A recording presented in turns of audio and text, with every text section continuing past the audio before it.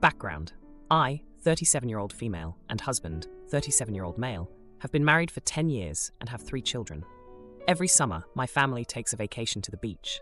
I'm not a huge beach fan, but our kids love it. Plus, my mom pays for me and my siblings and our families, so it's almost a free trip, excluding travel there, which usually isn't a huge cost. Some years, only some of my family makes it, but a few years ago, my entire family, 50+ people, went as a last trip with my grandma. Husband hates the beach, but reluctantly went with us. His behavior was horrendous. He wouldn't leave the condo, bailed on previously booked activities that made the cost go up for others, and didn't help at all with our kids. It was basically like he wasn't there, and when he was complaining the whole time. I was so embarrassed. My whole family gave me the pitying stares the whole time and tried to help me as best they could. But it was just a miserable time. Our daughters begged him to play on the beach with them, and he just wouldn't engage at all. Since then, he hasn't accompanied us back. In fact, he will only go on vacations with us if it is a place of his choosing, which is usually hiking. Don't get me wrong, I like to hike, but I'd also like to do other things, and so would the kids. Now on to the part where I called him selfish. We are now planning our trip for this summer to the beach, and once again, he says he will not go. The kids are devastated again because they want him to go, so they can swim together and build sandcastles together. He says he just hates the beach, and there's no changing his mind. I got frustrated and called him selfish because he never wants to do anything that the kids enjoy. He said I was being a jerk, and there's nothing I can do that will make him like the beach. I told him it's not about liking the beach. It's about spending time with his family. He says we could skip it and go hiking instead if we want to spend time together. So I said we won't be going on any more of his vacations. Now I feel guilty since that was the one thing he would do with us.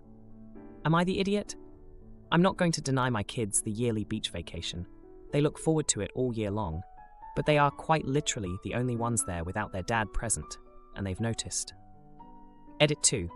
My whole extended family does not go every year. We don't spend the entire time together. There is plenty of downtime and time to be alone. I have suggested new places before and been vetoed. His family has also wanted to do a beach trip. They love the beach, but he refuses. Also, he has no trauma. He just hates the heat and sand and says it's boring. Edit 3.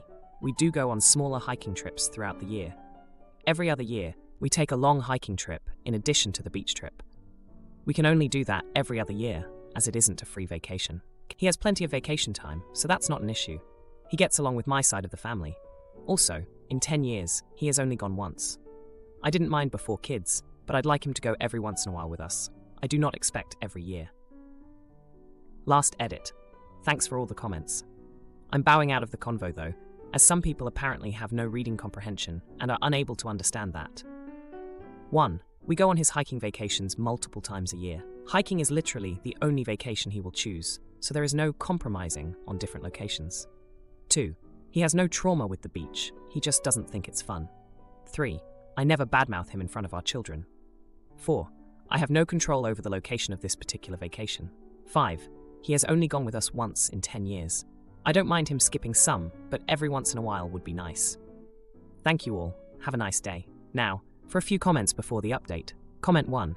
Not the jerk. Is he 5?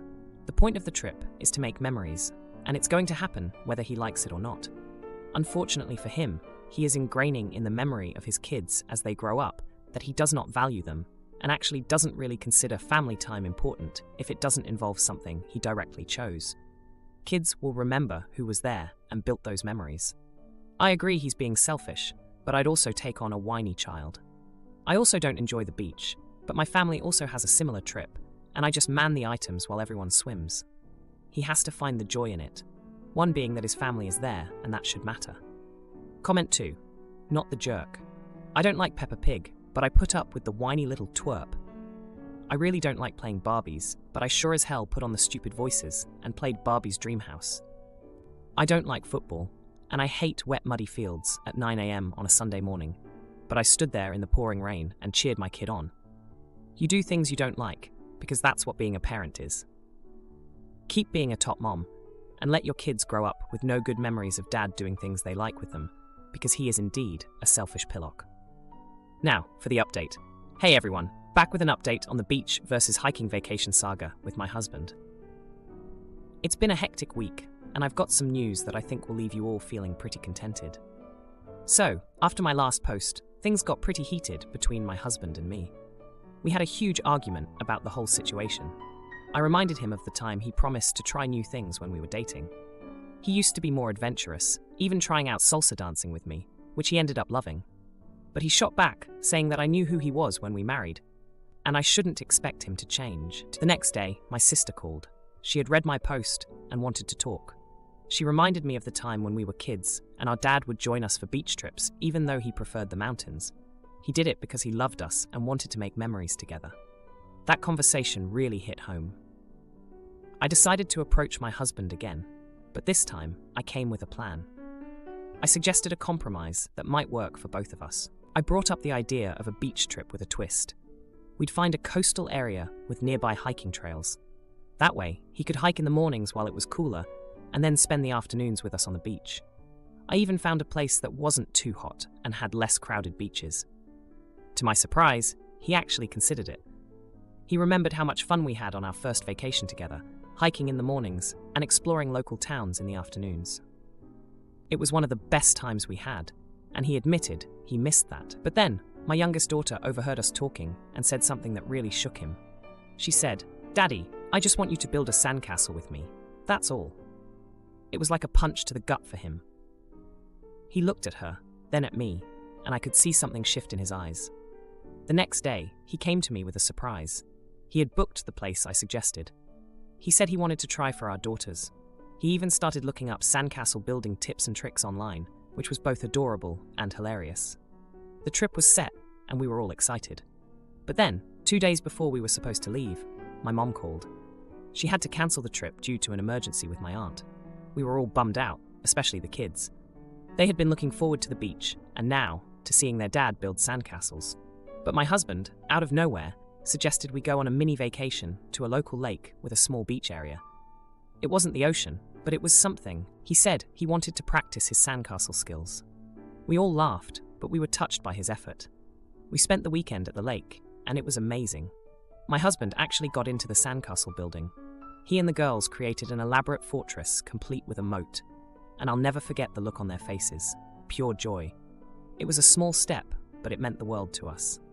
Now we're back home, and things are looking up. My husband has even suggested that we start planning for next year's beach trip, with the same compromise of hiking and beach time. He's also been more involved with the kids, playing with them in the backyard and helping them with their homework. My wife's list banned video games, so I tossed it and played with my niece. She went nuclear, but our bonding time revealed a shocking truth.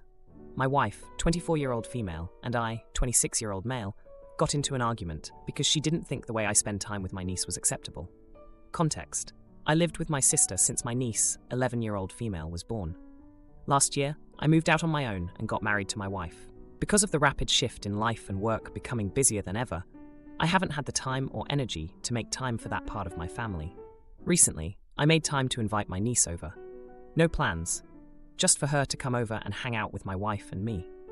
After picking her up on the way home, she talked about wanting to build a snowman and do a bunch of other things we thought would be fun. After getting home, my wife says that while my niece and I go out to play in the snow, she'll finish some chores around the house. Before going out, my niece sees my VR headset and shows interest, so I offer to let her play with it before going outside. She says yes, so I start it up and she starts playing. 5 minutes pass, and my wife comes into the room and asks why we aren't outside yet. I tell her that my niece wanted to play VR first, so I let her. My wife gets upset, saying video games aren't quality time. I respond with, "We're spending time together, and my niece is having fun, so why does it matter?" My wife storms off. Soon after, my niece and I do go out and make a couple of snowmen and snow angels, etc. After playing in the snow for about 30 minutes, my niece asks to play VR again. I say yes, and she skips away to play VR in the living room. We switch back and forth, trying to beat each other's score in Beat Saber and stuff like that. Fast forward, I drop my niece back off at home, and when I come back home, my wife has a list made out for me. It's a list of things that our young guests aren't allowed to do while at our house. On the list is no playing video games, among other seemingly arbitrary prohibitions. I say, the list is not necessary because when I bring my family or friends over, I'm going to do what we enjoy. She says, "That's no way to spend time with kids, doing nothing but playing video games. I like doing crafts, playing board games, and other things with my siblings when they come over. Why can't you do the same?" I respond, "Because we weren't raised doing those things, so I didn't think to do those things. But if you offered to try some of that stuff when she was still here, I would have obliged. But I'm not going to accept a list of prohibitions because you don't like our version of fun." The argument escalated, and I maybe sort of said some mean things, like, "You're too narrow-minded and dull to accept that things other than what you like are fun. Am I the a-hole?" Now, for a few comments before the update. Comment 1. Not the idiot. Tell your wife that her list isn't a heartwarming effort to create family bonds. It's a passive-aggressive example of her valuing her ideas and feelings over yours and your niece's. That you and your niece have your own definition of fun, and that you both are aware of the dangers of technology addiction and won't get to the point where you're literally fused to the couch. Comment 2. Not the idiot. Your wife needs to swerve back to her lane. Your relationship with your niece and how you spend your time together is your business. She's out of line, and it's time for her to get back in line. Just like you wouldn't have a say in how she spends time with the younglings in her family, she has no say in yours. Now, for the update. Hey Reddit, back with an update on the situation with my wife and my niece. It's been a tense 3 days, and I've got to say, things took some unexpected turns. So, after the whole argument about the list and how I spend time with my niece, things were pretty tense at home. My wife was giving me the silent treatment, which was a new low for us. She's usually the type to want to talk things out right away, but I guess my words really hit a nerve. I decided to give her some space and stayed late at work the next day. When I got home, I found her in the living room, surrounded by her siblings, all of them deep into a heated game of Monopoly. It was a bit of a shock, seeing her so animated and competitive, considering how quiet our house had been since the argument. I watched them for a while, remembering how my wife had always been the planner in her family. She organized game nights, picnics, and even a family talent show once. It was her way of creating memories, just like I had my own with my niece. The next day, I tried to make amends. I suggested we invite my niece over again and do a mix of activities, including some of the board games my wife loved. She agreed, but with a condition. No VR until we'd done at least 2 other activities together. When my niece came over, we started with a craft project my wife had prepared. It was actually pretty fun, and my niece got into it, making a mess with glitter and glue. Then we played a board game, and I have to admit, it was nice to see my niece and wife laughing together as they teamed up against me. But then, as promised, it was VR time. My niece was thrilled, and even my wife put on the headset to give it a try. She was a natural, dodging and slicing through the game like a pro. I couldn't help but feel a bit proud, seeing her let loose and have fun in a way I hadn't seen before. Just when I thought we'd found the perfect balance, my sister called. She'd heard about the argument from my niece and was furious. She accused me of not respecting my wife's wishes and undermining her in our home. It was a side of my sister I rarely saw, and it hit me hard. She'd always been the mediator in our family, the one who smoothed things over when I butted heads with our parents. I realized then that I'd been so focused on proving my point that I hadn't considered my wife's feelings or why she felt so strongly about this. It wasn't just about the activities. It was about feeling valued and heard in our relationship. So I did something I should have done from the start. I sat down with my wife and truly listened. She explained that her childhood had been full of structured activities, and that's how she expressed love and care. She wasn't trying to control how I spent time with my niece. She just wanted to be part of it in a way that felt meaningful to her. Feeling like a complete jerk, I apologized for the things I'd said and for not including her more. We agreed to plan our family time together from now on, making sure there was something for everyone. As for the list, my wife tore it up in front of me.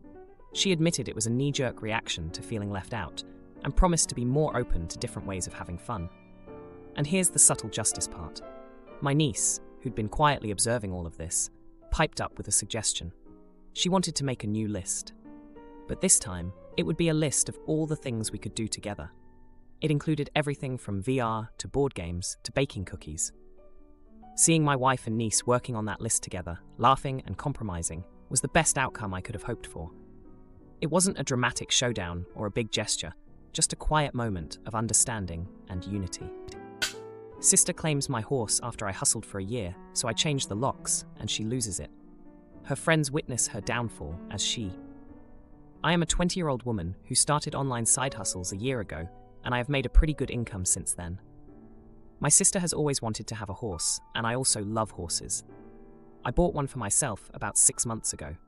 I named her Raina, and I have to admit that I don't always go horse riding. I told my 22-year-old sister that she could ride Raina whenever she wanted, and she started taking lessons on her. My sister loved Raina. At one point, she tried changing her name, but I did not allow it. After a while, she started calling her my horse, and she would frequently invite friends to ride her. I would hear about it from the stable owner. I didn't think much of it until recently. My sister came to me and said she wanted to move Raina to another stable. I asked her why, and she said she wanted Raina to be in the same stable as her friend's horse. I didn't like the idea, but since she frequently rides Raina and the other stable is closer to home, I said sure. Then she said she had already arranged everything because she knew I would say yes. I got annoyed, but I just let it slide. So last week, I went to visit Raina and wanted to ride. Turns out my sister also wanted to go horse riding. I haven't been on Raina for 2 months or so, while my sister rides like 3/4 times a week. I told my sister that I only had time that day and said she could rent a horse for that one lesson at my cost. She then told me that I should just get off of her horse and rent one for myself if I want to ride that badly. We got into an argument, and she literally yelled at me for everything. She said that I am a bad sister, that I don't care about her, that I am a brat, and that I don't deserve anything. Now, our relationship has always been bad, and she has always had anger issues, but this reaction really pissed me off. I told her that Raina was not her horse in any sense. I pay for all of her expenses. I paid for the horse, and my name is on Raina's passport. I told her that from now on, she is not allowed to ride Raina, and she can either buy herself a horse or rent one, but she needs to stay away from mine. My sister kept yelling and said that I am stealing her horse and that Raina doesn't even know me. She said that I am the worst sister ever and told our parents. My parents think that I am right, but that I am overreacting because my sister has always had anger issues. They are saying that my sister really loves horse riding and she loves Raina. I told them she should have thought about that before disrespecting me. So, am I the idiot? Update. I see a lot of people who actually think I ride her once in 2 months. That is not true. I used to visit her 1 to 3 times a week, but those 2 months I have been very busy. The first month I was with her really often to create a bond, and Raina knows that I am her owner. When she saw me, she was really happy and did not go to my sister, but she came to me. So she definitely knows who her owner is. Besides, get my butt off. I have explained this in so many comments. I have been busy with work and didn't even have enough time to sleep. I love my horse, and I always try to visit her, but in the last 2 months, I did not have any time. My life has been full with work and study. I had to travel a lot for work as well to meet new clients or projects, etc. I have been doing schoolwork on airplanes. I have been working my butt off to keep up with this life, and I pay thousands of dollars for Raina to be taken care of. Raina is being exercised multiple times a week and is definitely taken care of in the best way possible. Now, for a few comments before the update. Comment 1. In reading all of your replies, I get the feeling you like the idea of owning a horse, but that's as far as it goes.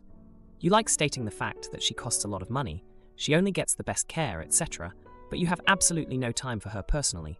Your sister may be a jerk, but so are you. Comment 2. Not the idiot. Keeping a horse is an expensive hobby, and you were gracious enough to allow your sister to ride. Obviously, when you want to ride, your sister should step aside because it is your horse. I'm sure she and the horse have bonded, but that does not make her any less your horse. Now, for the update. Hey everyone, thanks for all the support on my last post. It's been a tense month since then, and I've got quite the update for you all. So, after the blowout with my sister over Raina, things cooled off for a bit. I thought maybe she'd come to her senses, but boy was I wrong. She's been riding Raina at the new stable, and I've been getting calls from the stable owner about some concerning things. Apparently, my sister has been parading around as if she's the owner, making decisions about Raina's care without consulting me.